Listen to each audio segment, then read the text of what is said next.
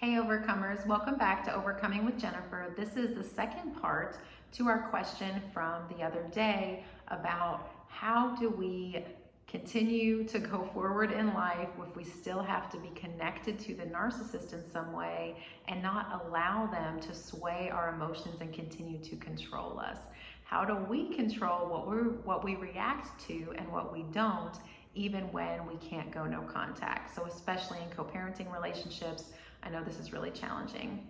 So we talked about controlling our emotions last time because that is the narcissist's number one goal, is to control our emotions, for them to control our feelings.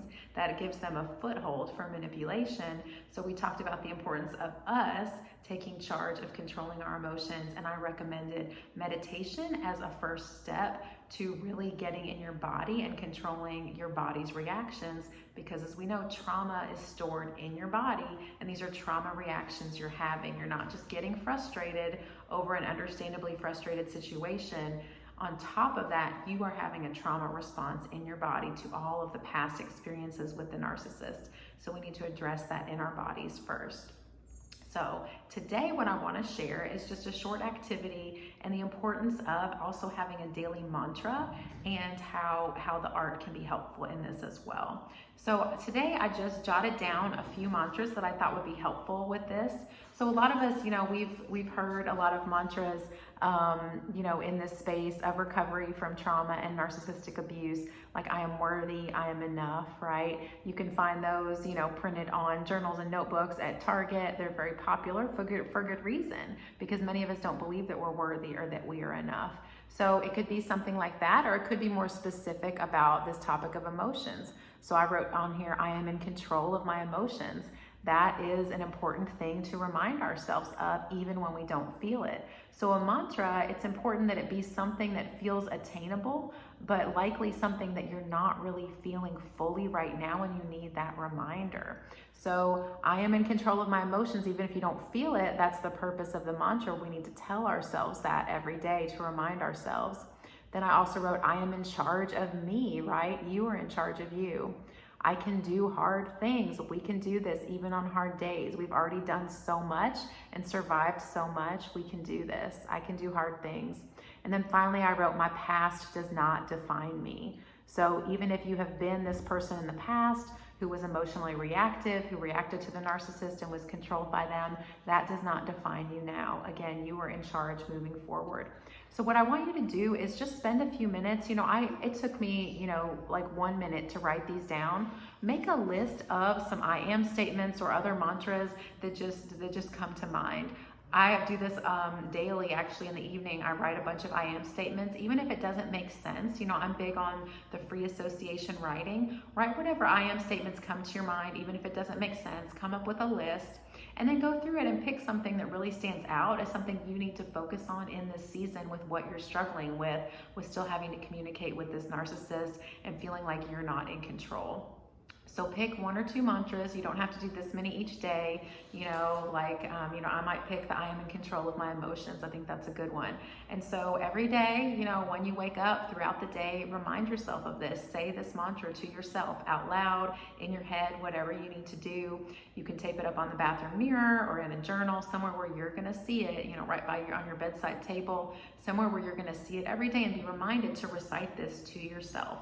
I am in control of my emotions. I am in charge of me. I can do hard things. My past does not define me.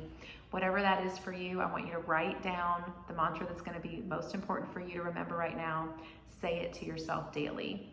Now, as far as an art exercise to go with this idea of just centering and being in control, you all know I love a good circle design, a good mandala. So I suggest this is something you can do daily too in a journal. It can be really quick. Just draw a circle on a paper. This can be a note card, it can be a Post-it note, it can be in a journal, or this is just white, copy paper from the printer. I want you to just pick a few colors that stand out to you: markers, pens, crayons. Grab your kid's box of crayons. I was really drawn to these sort of bright sunshine colors today to go with this feeling of being in charge and in control. So what I'm going to do is I'm just going to fill in the circle with colors, shapes, and lines that feel good to me. And I'm going to focus on this safe container. So here, this circle is a safe container to contain my emotions, all of these good feelings that I'm wanting to hold on to from my mantra.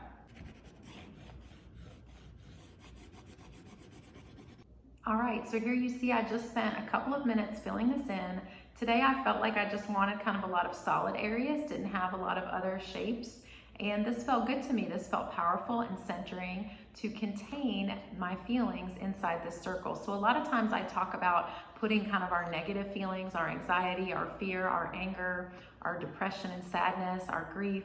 I talk about putting that into the circle to sort of give it a boundary so it feels contained.